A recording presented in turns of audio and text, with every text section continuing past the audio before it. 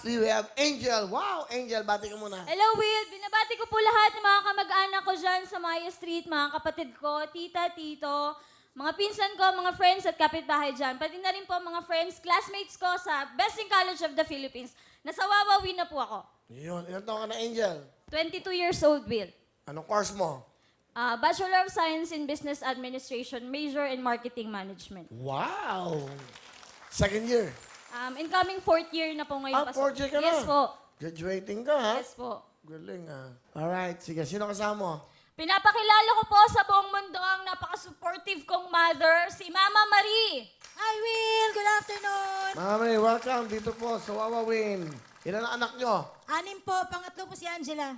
Pangatlo, 6 Opo. lahat. Nag-aaral ba lahat? Tapos na ba?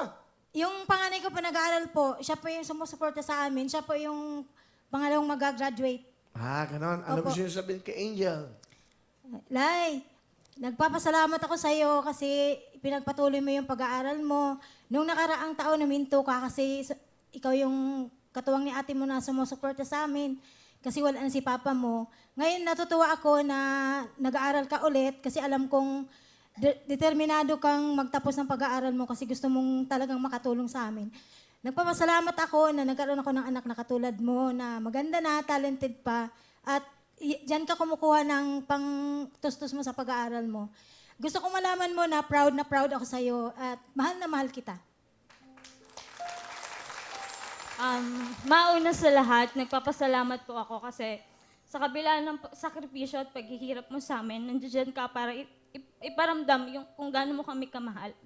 Nagpapasalamat din po ako, Will, sa papa ko na wala na po siya ngayon. Thank you pa kasi kung di din po dahil sa inyo, wala po ako ngayon dito.